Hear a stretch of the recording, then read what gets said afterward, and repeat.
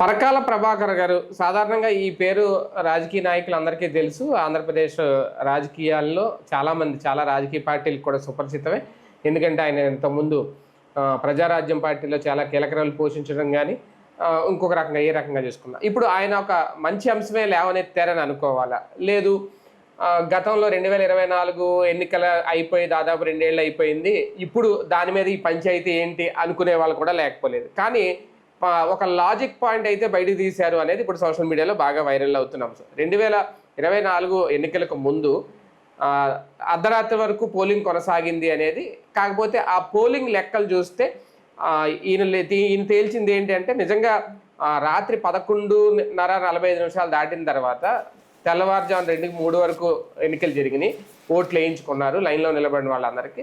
కానీ ఆ టైంలో 20 సెకండ్లకు ఒక ఓటు ఎలా సాధ్యమైంది అనేది ఒక లెక్క తీసుకొచ్చారు మొత్తం. ఇది నిజంగా లాజిక్ అనుకోవాలా? ఇది ఉండవల్లి అరుణ్ కుమార్ గారు ఈయన ఇద్దరు కలిసి ఒక ప్రెస్ మీట్ పెట్టారు, మాట్లాడారు. నెక్స్ట్ ఇంకోటి, ఎందుకంటే సీనియర్ రాజకీయ ఉద్దండులు వీళ్ళలో మేధావులు కూడా వీళ్ళ దారేటు. ఎందుకంటే ఈ లాజిక్ ఒక రకంగా వైసీపీకి ఉపయోగపడుతుందా లేదా అనేది, కూటమి ప్రభుత్వానికి ఎంతవరకు దీనివల్ల నష్టం తెస్తుంది అనేది కూడా వీటన్ని మీద చర్చించే ప్రయత్నం చేద్దాం. సార్ ఏంటి సార్ ఇది ఏమన్నా ఒక కీలక అంశాన్ని తెర మీద తీసుకొచ్చారా పరకాల ప్రభాకర్ గారు? అసలు ఏంటి ఈ లెక్కల వెనక ఆంతర్యం? జగన్ ఎందుకు ఓడిపోయాడో అర్థం కాని వైఎస్ఆర్ కాంగ్రెస్ పార్టీ కార్యకర్తలకి ఇది మానసిక సంతృప్తిని కలిగించేటటువంటి వివరణ. ఇంతకుముందు కూడా మాట్లాడారు ఆయన. ఇప్పుడు స్వర్ణాంధ్ర తిలక్ గారు ఏదో ఇది పెట్టి పిలిచినట్టున్నారు వీళ్ళిద్దరిని. అక్కడ వీళ్ళిద్దరు మాట్లాడినటువంటి అంశం అనమాట. ఆయన మొదటి నుంచి చెప్తుంది ఈ విషయంలో మాత్రం కూటమి ఫెయిల్ అవుతుంది. కూటమి వాళ్ళు సరిగ్గా సమాధానం చెప్పడంలో విఫలమవుతున్నారు. ఎన్నికల సంఘం విఫలమవుతుంది. కాబట్టి మన దేశంలో ఉన్నటువంటి వ్యవస్థల పరమైనటువంటి అదృష్టం వీళ్ళకి బెనిఫిట్ అయింది. న్యాయ వ్యవస్థ ఈసీ వ్యవహారంలో జోక్యం చేసుకోదు కాబట్టి ఆ వ్యవహారం ఎన్నికల సంఘానికి ఫెచ్చింగ్ అయింది. వాస్తవంగా ఆ రోజునే ఈ అంశం మీదనే ఏది పరకాల ప్రభాకర్ గారు ఫస్ట్ ఇప్పుడు వీళ్ళు నిన్న ఫర్ ఎగ్జాంపుల్ డిఎస్సి తేడాలనగానే అధికారులు వరుసగా కూర్చోబెట్టి ప్రెస్ మీట్లు పెట్టి మాట్లాడిస్తున్నారు కదా, మంత్రులు అందరూ సమాధానాలు చెప్తున్నారు కదా. అట్లాగే మొన్న ఈ మధ్యన ఈ సంక్షేమ పథకాల గురించినో లేకపోతే దాని పేరేమంటారు ఫండింగ్ గురించినో ఇట్లాంటివి వచ్చినప్పుడు ప్రతి దాని మీదన వైసీపీ అన్నప్పుడు వీళ్ళు వివరణ ఇస్తున్నారు కదా, లేదా దానికి కౌంటర్గా సమాధానాలు చెప్తున్నారు కదా ఫిగర్స్తో సహా అంటూ. దీని మీద ఎందుకు చెప్పలేకపోతున్నారు 2 సంవత్సరాల్లో? ఇది ఆత్మవిమర్శ చేసుకోవాలి ఖచ్చితంగా. ఇందులో ఎన్నికల సంఘం యొక్క మోసం 3 పాయింట్లలో ఉంది. నెంబర్ 1, వీవీప్యాట్లు తగలబెట్టేయడం. అక్కడ ఖచ్చితంగా ఎన్నికల సంఘం అతిగా ప్రవర్తించింది. అధికారుల్ని దాని మీద యాక్షన్ తీసుకోవాలి. నెంబర్ 1, వీవీప్యాట్లు తగలబెట్టేయడం ఏంది నువ్వు, ఇది వాళ్ళ తప్పుదో. ఇంకొకటి వచ్చేటప్పటికి ఆ వీడియోల్ని ఓవర్ రైడ్ చేసి ఆ వీడియోలు ఎందుకు దాచిపెట్టలేదు? కనీసం 5 ఏళ్ళని దాచిపెట్టాలి కదా నువ్వు. వీవీప్యాట్లు విజువల్స్ ఈ రెండింటిని 5 ఏళ్ళు దాచిపెట్టే నిబంధన ఉండి తీరాలి మళ్ళీ ఎలక్షన్ వచ్చేదాకా అన్నప్పటికీ. లేదా కోర్టులో ఏమన్నా కేసులు ఉంటే ఆ కేసులు 10 ఏళ్ళకో 15 ఏళ్ళకో ఒక్కోసారి. ఎప్పుడో 3 ట్రిప్పుల క్రితం ఎమ్మెల్యే మొన్న మధ్యన కర్ణాటక మొన్న గెలిచాడని ప్రకటించారు.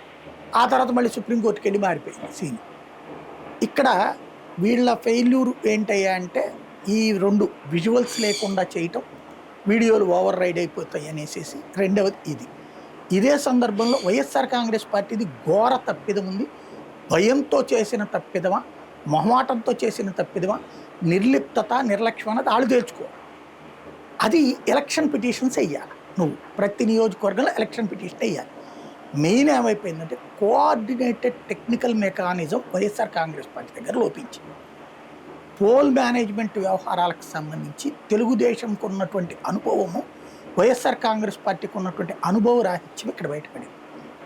తెలుగుదేశం పార్టీ ఓడిపోయినప్పుడు లెక్కల దగ్గర పక్కాగా ఉంటుంది.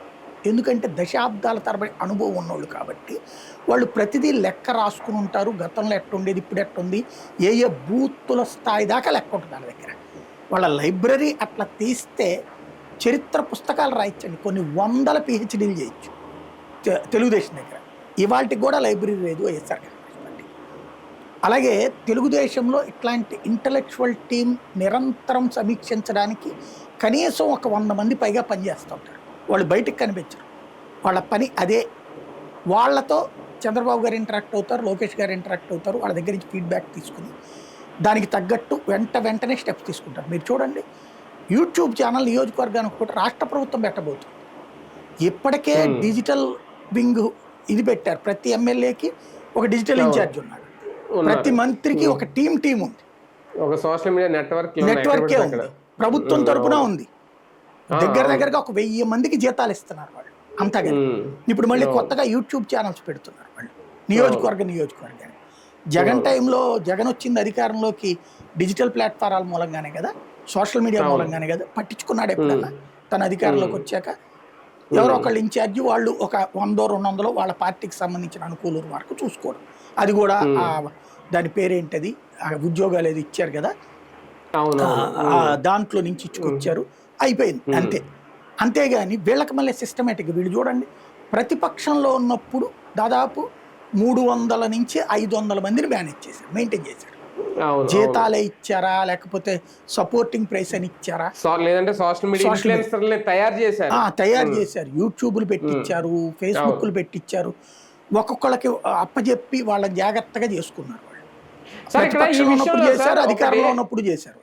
ఈ విషయంలో సార్ సందర్భం వచ్చింది కాబట్టి జగన్మోహన్ రెడ్డి గారికి అనుకోకుండా 2019 ముందు ఇంతకు మించి ఎక్కువ హైప్ అయితే వచ్చింది సార్ సోషల్ మీడియా ద్వారా. ఆయన తయారు చేయలేదు, ఆయన క్రియేట్ చేయలేదు, ఏమీ చేయలేదు. కానీ ఆ స్మెల్ ఆయన గ్రహించారో లేదో తెలియదు. కానీ ఇప్పుడు టీడీపీ కూటమి గ్రహించిందని. ఎందుకంటే ఈ మధ్య మీరు చూస్తే ఆ కార్వాన్ వ్యాన్లో సోషల్ మీడియా ఇన్ఫ్లుయెన్సర్ని పిలిచి నేరుగా చంద్రబాబు గారు మాట్లాడుతున్నారు. ఎక్కడెక్కడ వాళ్ళనో, ఇంకా నిజంగా చాలా మందికి వాళ్ళు తెలియదు. అంటే అది ఆయనకి తెలియక చేయలేదో జగన్ గారు, లేదంటే ఆ స్మెల్ గ్రహించి చేస్తున్నారో తెలియదు. కానీ సోషల్ మీడియాకి ఇప్పుడు ఇస్తున్న హైప్ అయితే జగన్ గారు అయితే ఇవ్వలేదు, అదైతే పక్క, నా అనుభవం ప్రకారం చెప్తున్నా. కరెక్టే. ఇప్పుడు ఆ జగన్ ఇప్పుడు పిలిచి మాట్లాడుతున్నాడని మాత్రం వింటున్నాం. ఈ మధ్యన వాళ్ళ ప్రెస్ కాన్ఫరెన్స్లకు కూడా ఆ బ్యాచ్ని పిలుస్తున్నారు అన్నటువంటి. అయితే ఆయన అధికారంలో ఉన్నప్పుడు ఆయన ఏంటంటే 2019 తర్వాత జరిగినటువంటిది విజయం తన పేరు మీదనే నడిచిందనే ఏకైక ఫీలింగ్తో ఉన్నాడు. లోకల్ నాయకులు కాదు, సోషల్ మీడియా కాదు, ఎవ్వడూ కాదు, నా బొమ్మతో గెలిచారు మీరంతా అనేటటువంటి. దానివల్ల ఏమైపోయిందంటే వీళ్ళందరూ మన మీద బతుకుతారులే అనుకున్నాడు తప్పించి వీళ్ళని మనం పోషించాలి. తెలుగుదేశం వాళ్ళు కూడా అట్లా అనుకోరు. వాళ్ళు ప్రతి ఒక్కడి వల్ల నాకింత బెనిఫిట్ వచ్చింది అని లెక్క కడతారు. ఎక్కడ వీళ్ళంతా నా మీద పడి బతికారు తప్పించి నాకు వీళ్ళ వల్ల ఏమి కాదు అనే ఫీలింగ్ ఇదివరకు ఉండేది. 19-24 మధ్యలో జగన్ దగ్గర అదే ఉంది. ఇప్పుడు కొంచెం మారాడు అన్నటువంటిది కనబడుతోంది, వినబడుతోంది. ఇంకా చాలా మారాలి. తెలుగుదేశంతో కంపేర్ చేస్తే తెలుగుదేశం ప్రతిపక్షంలో ఉండి నేను గమనించినంత వరకు కనీసం ఒక 100 దాకా కొత్త యూట్యూబ్ ఛానల్ సృష్టించింది ప్రతిపక్షంలో. అదే సందర్భంలో కనీసం ఒక వేలల్లో ఫేస్బుక్ పేజీలు కానీ ఇవన్నీ క్రియేట్ చేయించి ఫాలోఅప్ చేసి వాళ్ళని నడిపించుకుంది. అధికారంలోకి వచ్చాక వాళ్ళని పోషిస్తోంది. వాళ్ళకి ఇవాళ ఫుల్ ప్లెడ్జ్డ్ సెక్యూరిటీ ఇచ్చింది. ఇక్కడ ప్రతిపక్షంలో ఉన్నప్పుడు పట్టించుకోరు, అధికారంలో ఉన్నప్పుడు పట్టించుకోకపోతే ఎవరేం చేయాలి? అది బాబు గారి దగ్గర ఉన్నటువంటి అడ్వాంటేజ్. ఇదే కాకుండా ఇక్కడ ఏమవుతుందంటే వీళ్ళ ఇద్దరికి సంబంధించినటువంటి కంపారిజన్లో ఈయన క్లియర్ కట్ డెసిషన్ మేకింగ్ అనేటటువంటిది వేగంగా తీసుకుంటారు. వాళ్ళు వేగంగా తీసుకుంటారు తెలుగుదేశం.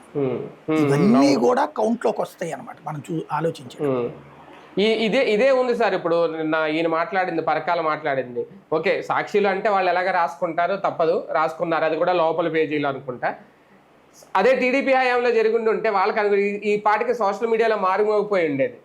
మీరు 5 సంవత్సరాలలో తాము ఓడిపోయిన తర్వాత దాదాపు 2 సంవత్సరాల పాటు ఓడిపోక ముందు కూడా మీరు ఒకసారి గుర్తు తెచ్చుకుంటే 2018 నుంచినే ఈవీఎంల మీద అనుమానాన్ని క్రియేట్ చేసింది తెలుగుదేశం.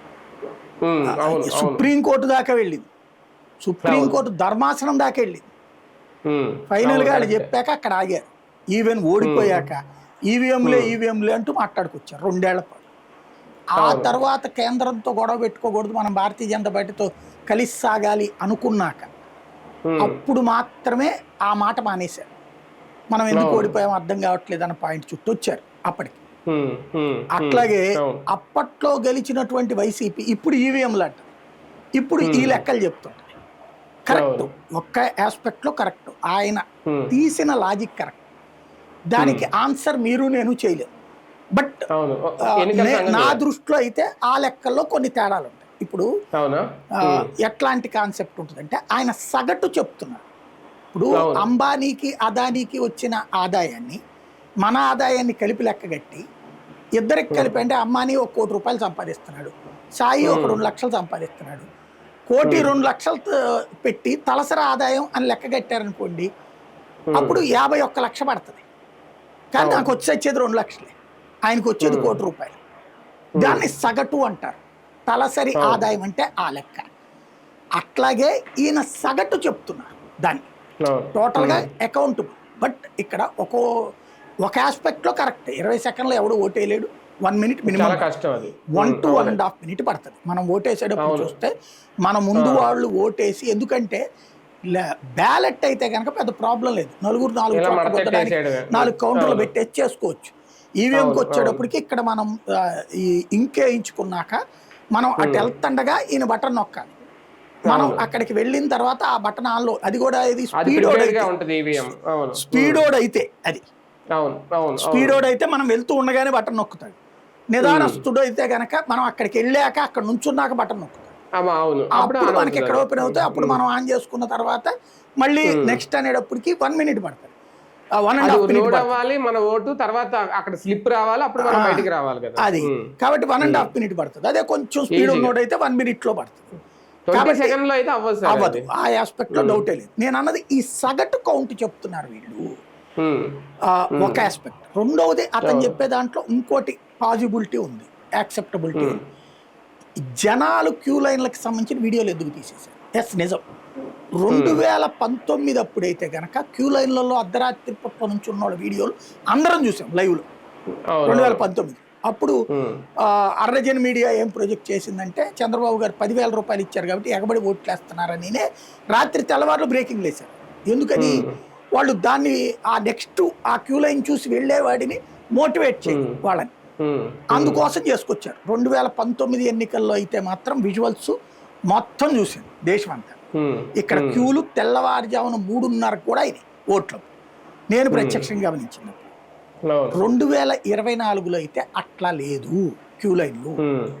ఇది కూడా వాస్తవం. వీళ్ళు చెప్తున్నట్టు 11:30 నుంచి తెల్లవారుజామున 2:30, 3 దాకా ఓట్లేసి నియోజకవర్గాలు నాకు పెద్దగా అయితే కనిపించాయి. అంటే టీవీలో చూస్తే మనం అంతకుముందు, అంటే నేను ఫీల్డ్లో ఉన్నాను కాబట్టి 19 కానీ అంతకుముందు కానీ నేను గమనించాను. నేను ప్రత్యక్షంగా కవరేజీ అదంతా చూశాను కాబట్టి అంతకుముందు ఇవన్నీ కూడా అంతకుముందు ఉన్నట్టు వాస్తవం. మొన్నటిసారి 24కి నేను డిబేట్స్ అయి చేస్తున్నాను కానీ ప్రైమ్ 9కి లైవ్లో ఇదిలో లేదు, ప్రైమ్ 9కి లేని కూడా లేదు కదా, 24కు మానేసి మనదే మనం చేసుకుంటాం. కాబట్టి ఫీల్డ్ లేదు కాబట్టి నేను దాన్ని ధృవీకరించాను. కానీ వీళ్ళు చెప్పిన లెక్క చూసుకున్నా 3,500 పోలింగ్ కేంద్రాల్లో ఓట్లు నమోదయ్యాయి నైట్ 11:30 తర్వాత. అక్కడ ఇలాగైంది అనేది ఏం చెప్తున్నారు? నేను చెప్పేది అదే. అక్కడ మనము, నేను అనేది ఇంకేమి కాదు, టీవీ ఛానళ్లలో లైవ్లు ఇస్తారు కదా రాత్రి పూట్ల. అంటే ఎలక్షన్ టైం అప్పుడు ఎవడు పడుకోడు, ఏ రిపోర్టర్ పడుకోడు, ఏ ఛానల్ పడుకోడు. అందులో జనం కూడా ఆ టైంలో అబ్జర్వ్ చేస్తూ ఉంటారు. 2019లో తెల్లవార్లు లైవ్లు ఇచ్చారు. నేను అనేది అది 19లో నేనే ప్రత్యక్షంగా పంపించి ఉన్నాను కూడా నా స్టాఫ్ కూడా, కాబట్టి నాకు గుర్తుంది. అక్కడ 24లో మనం అట్లాంటి లైవ్లు చూడలేదు, రాత్రి తెల్లవార్లు. ఇంకోటి నైట్ 68% అన్నమాట వాస్తవం. పొద్దున పూట్ల అప్పుడు పెద్దగా క్యూ లైన్లు లేనప్పుడు ఓ 3%, 4%, అంటే వీళ్ళు కౌంటింగ్ సరిగ్గా ఏది కొన్ని బూత్లోళ్ళు పై అధికారులకి పంపించడం కొంత లేట్ చేస్తే ఆగుతుంది. వాస్తవంగా అయితే అవసరం లేదు ఇవాళ రోజున ఉన్నటువంటి ఈక్వేషన్. కానీ వాళ్ళు చెప్పిన దాని ప్రకారం ఒక 2 నుంచి 3% పొద్దునకి యాడ్ అవ్వడం అంటే తప్పులేదు, నేను యాక్సెప్ట్. కానీ ఏకంగా ఇక్కడ దాదాపు 12-13% అంటే అది క్యూ లైన్లు చూపెట్టుంటే ఒప్పుకోవచ్చు. క్యూ లైన్ చూపెట్టకపోవడం వల్ల కన్ఫ్యూజన్ అది. దీంట్లో వీళ్ళ తప్పేమంటారంటే జగన్ది, ఆ ఎలక్షన్ పిటిషన్లు వేయాల, ప్రతి నియోజకవర్గం ఎలక్షన్ పిటిషన్ వేయాలి. పారిపోయారు కార్యకర్తలు, నాయకులు భయపడిపోయారు, పారిపోయారు. వీళ్ళు కూడా ఆ కొట్టడాలు, తిట్టడాలు, చంపడాలు చేస్తుండేటప్పటికి వీళ్ళందరూ తలదాచుకున్నారు, దాక్కున్నారు. కాస్త కొస్త సామినేని ఉదయభాను, ఈ బాలినేని శ్రీనివాసరెడ్డి టంటోళ్ళు ఎవరో ముగ్గురు నలుగురు పిటిషన్లు వేశారు. ఉమ్. వేసిన వాళ్ళు మళ్ళీ డ్రాప్ అయిపోయారు. అవును. వాళ్ళు వెళ్ళిపోయి కూటమిలో చేరిపోయి డ్రాప్ అయిపోయారు. ఉమ్. డ్రాప్ అయిపోవడంతో అయిపోయింది. ఇక పార్టీగా వీళ్ళు వేయించాలి కదా. 175 మందితో ఎలక్షన్ పిటిషన్ ఇచ్చారనుకోండి, 45 రోజుల్లోపు దానికి లెక్క తేల్చాలి. అప్పుడు తీయరు, ఉమ్. ఈ తగలబెట్టకూడదు స్లిప్పులు కానీ. అవును. ఉమ్. ఉమ్. అట్లాగే ఆర్డర్ అడగాలి, మీరు స్లిప్పులు ఆపండి అని చెప్పేసి. అంటే అక్కడ కమ్యూనికేషన్ లోపం ఉంది. ఈ ఎమ్మెల్యే క్యాండిడేట్లు మనమే ఓడిపోయామనే ఫీలింగ్లో ఉన్నారు వీళ్ళు. ఈ భయం. ఇంకోటి ఏమైపోయిందంటే 80-90 మందిని మార్చారు కదా, వాళ్ళకి లోకల్ వాళ్ళ మీద పట్టులేదు. లోకల్ వాళ్ళు వాళ్ళకి కమ్యూనికేట్ చేయాల ఏం జరుగుతుంది. ఈ ఆస్పెక్ట్లో చూసినప్పుడు కమ్యూనికేషన్ గ్యాప్ అనేది కూడా ఒక పెద్ద సమస్య. ఈవెన్ జగన్ కూడా ఆ డిప్రెషన్లో ఉండిపోయి సీరియస్గా తీసుకోవాలి. జగన్కి చెప్పేవాళ్ళు కూడా సరైన ఫీడ్బ్యాక్ లేదు. ఇదిగో ఈ జిల్లాలో ఎమ్మెల్యే క్యాండిడేట్లు చెప్పాలి, సార్ మన దగ్గర రాత్రి ఏమో 60-55 అన్నారండి, పొద్దున వచ్చేటప్పటికి 75 అంటున్నారు. అంత లేదండి, రాత్రి పోలింగ్ బూత్లు మనోళ్లే కదా ఉండేది కార్యకర్తలు బయట. పోనీ ఆ టైంలో అయితే కొట్టుకోవడాలు గిట్టుకోవడాలు లేవు కదా, పోలింగ్ జరిగింది కౌంటింగ్ తర్వాత కదా కొట్టుకోవడాలు జరిగింది. ఆ టైంలో అట్లా లేనిది వీళ్ళు ఎట్టా చెప్తున్నారండి అని అడిగి ఉండాలి కదా. జరగలేదు, సంథింగ్ అక్కడ ఏదో తేడా జరిగింది. కాకపోతే ఏంటంటే వీళ్ళ ఫెయిల్యూర్ వల్ల ఇది సగటు పరంగా చూస్తే గనక వీళ్ళు చెప్పేదాన్ని తోసిపుచ్చొచ్చు. కానీ ప్రతి దాని మీద వివరణ ఇచ్చే తెలుగుదేశం దీని మీద ఎందుకు చెప్పట్లేదు, అది ఇక్కడ కూటమి ఎప్పుడు సమాధానం చెప్పట్లా, ప్లస్ ఎన్నికల సంఘం చెప్పట్లా. అది నేను అదే అడుగుదాను, ఎన్నికల సంఘానికి ఇలాంటి ఒక సవాల్ అవుతుందా, లేదంటే వాళ్ళు సుపీరియర్ కాబట్టి పట్టించుకోరు? ఆ టైంలో చేస్తుంటే గనక సచ్చినట్టు ఎన్నికల సంఘం సమాధానం చెప్పాల్సి వచ్చేది. ఆ టైంలో వీళ్ళు మిస్ అయ్యారు. ఇప్పుడు అడిగితే ఉపయోగం లేదు. అడిగినట్టున్నారు సార్, వివిప్యాట్ స్లిప్పులు బహిర్గతం చేయండి, అవి కౌంట్ చేయండి అని వైసీపీ వాళ్ళు అప్పుడు అడిగారు. విమర్శలు ఇది కాదు కదండి. ఇప్పుడు నీ క్యాండిడేట్ సంతకం పెట్టకుండా యాక్సెప్టబుల్ కాదు.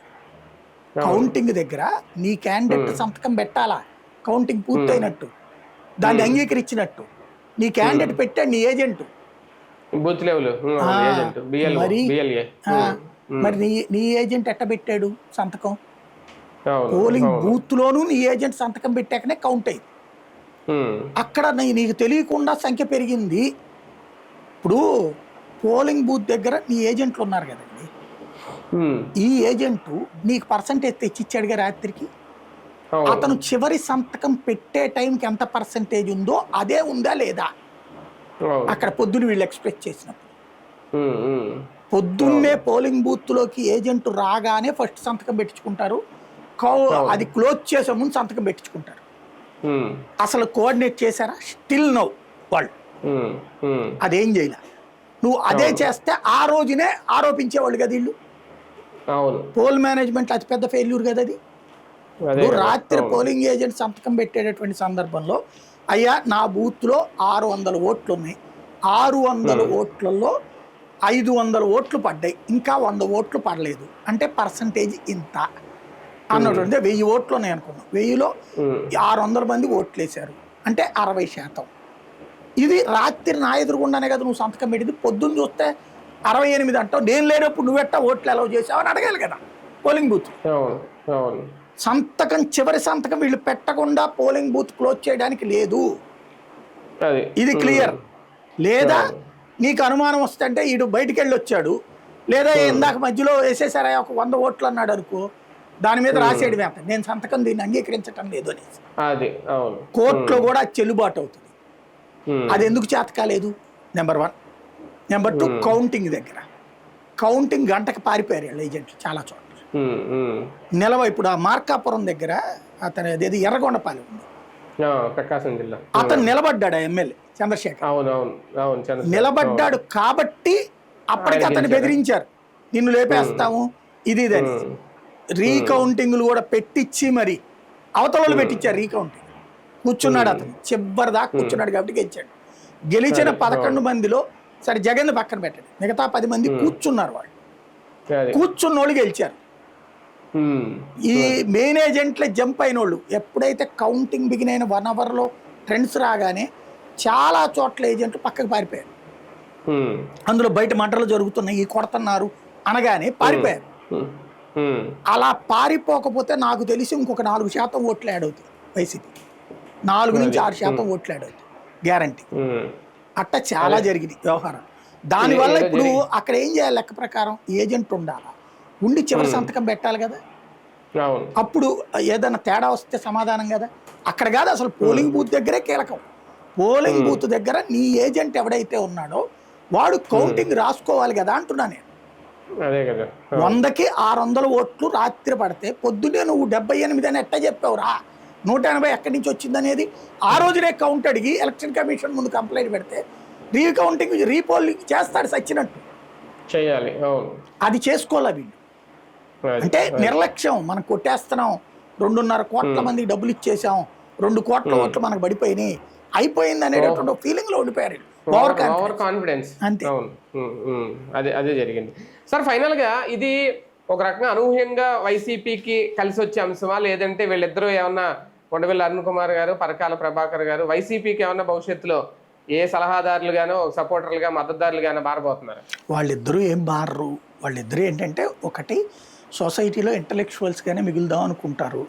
దానివల్ల ఒకసారి తెలుగుదేశం వాళ్ళు తిడతారు, ఒకసారి వైసీపీ వాళ్ళు తిడతారు. ఒక ఆస్పెక్టు. రెండోది ఏంటి అంటే, వాళ్ళని వీళ్ళేం పట్టించుకోరు. అంటే వైసీపీ వాళ్ళు గౌరవిస్తారు అంతవరకే. టీడీపీ వాళ్ళు మరీ దగ్గరికి తిట్టుకుంటారు, రానివ్వరేమో. మళ్ళీ వాళ్ళ గురించి పాజిటివ్గా మాట్లాడినప్పుడు గౌరవిస్తుంటారు. లేదా వాళ్ళకి కావాల్సినప్పుడు వాళ్ళు ట్రెండ్ చేసుకుంటారు. అది పక్కన పెడితే దీని వలన ఏమీ మారిపోతుంది. ఒకటి, ఈ ట్రిప్ కన్నా వైఎస్ఆర్ కాంగ్రెస్ పార్టీ కొంచెం బాధ్యతగా ప్లాన్ చేసుకోండి. రేపు స్థానిక ఎన్నికలు వస్తున్నాయి కదా, జాగ్రత్తగా చేయండి ఈసారన్న. అప్పుడు మీకు అర్థమవుతుంది పోల్ మేనేజ్మెంట్ ఫెయిల్ అవుతుంది వైఎస్ఆర్ కాంగ్రెస్ పార్టీ. అది గుర్తుపెట్టుకోవాలా. రెండవది ఏంటి అంటే, వీటి ఇప్పుడు చెప్పడం వల్ల ఏమీ లేదు. ఓన్లీ వాస్తవంగా ఇందులో వైసీపీలో కొన్ని లోపాలండి. వైసీపీకి సంబంధించిన కార్యకర్తలే డిజోన్ చేసుకున్నారు. ఎందుకు వాలంటీర్లను పెట్టారు, మమ్మల్ని వద్దన్నారు అనేసి. దాని మూలంగా ఇదివరకు ఒకోడు 10 ఓట్లు తెచ్చిన కార్యకర్త 1 ఓటే తెచ్చాడు. ఇది మనం యాక్సెప్ట్ చేసి తీరాలి. అదే సందర్భంలో సంక్షేమ పథకాలకు సంబంధించి మేము చెప్పిన వాళ్ళకంటూ లేదు, ఇచ్చారు అందరికీ ఇవ్వడం మాట వాస్తవం, కానీ మా పేరు లేదు అని కడుపు రగిలిపోయి ఆగిపోయినటువంటి వాళ్ళు ఉన్నారు. వాళ్ళ ఓటు కూడా వేయకుండా ఆగిపోయినటువంటి వాళ్ళు ఉన్నారు. ఇది ఒప్పుకు తీరాలి కదా. అట్లాగే 80 మందిని ఎమ్మెల్యేలని మార్చేయడం అన్నటువంటిది, కొత్త వాళ్ళు పాత వాళ్ళ మధ్యన కోఆర్డినేషన్ కుదరలేదన్నమాట వాస్తవం కదా. అందులో ఓసీల సీట్లు బీసీలకి వీళ్ళకి అప్పచెప్పడం ద్వారా అక్కడ తేడా వచ్చిన మాట వాస్తవం కదా. Familiar face. ఇప్పుడు ఫర్ ఎగ్జాంపుల్ వసంత కృష్ణ ప్రసాద్ నియోజకవర్గంలో పోటీ చేసిన వైఎస్ఆర్ కాంగ్రెస్ పార్టీ నాయకుడు పేరు చెప్పానండి, ఎవరికి గుర్తుంది? ఇట్లాంటివన్నీ మైనస్సే కదా. అవి ఒప్పుకు తీరాలి కదా. ప్రభుత్వ వ్యతిరేకత ఖచ్చితంగా ఉంటుంది కదా. ఇంకోటి, ఆ ప్రభుత్వ ఉద్యోగులు తీవ్రంగా వ్యతిరేకించిన మాట వాస్తవం కదా. చివరిలో రైతులు వ్యతిరేకించిన మాట వాస్తవం కదా. అవన్నీ కూడా ఖచ్చితంగా ఉంటాయి. ఈ 5 నృత్యాల్లో చూస్తే ఓడిపోవడంలో తప్పులేదు, కానీ ఇంత దారుణంగా ఓడిపోయింది. 11 సీట్లకు పరిమితం కాకూడదు. అక్కడ సంథింగ్ తేడా జరిగింది, అది ఒప్పుకోవాలి. ఏదో ఉంది, అది గ్రహించాలి. వైసీపీ కూడా ఆలోచించాలి. ఇంక ఇప్పుడు చేసుకుని చేయగలిగేది ఏం లేదు, చేతులు. నెక్స్ట్ జాగ్రత్త పడాలి ఇంకా నెక్స్ట్ అయినా. అంతే. రైట్. చూద్దాం. మొత్తానికి పరకాల ప్రభాకర్ గారు ఒక లాజిక్ పాయింట్ అయితే తెర మీద తీసుకొచ్చారు కొండవెల్లి అరుణ్ కుమార్ గారు కలిసి. మరి వైసీపీకి ఇది ఎంతవరకు ఫెచ్చింగ్? దీని మీద ఏమన్నా టీడీపీ కానీ, కూటమి ప్రభుత్వం కానీ, లేదా జనసేన కానీ ఎవరైనా ఏమన్నా మాట్లాడతారా, స్పందిస్తారా? లేదు ఈవీఎంలకు సంబంధించి ఈసీ ఏమన్నా క్లారిటీ ఇస్తుందా? వేచి చూద్దాం.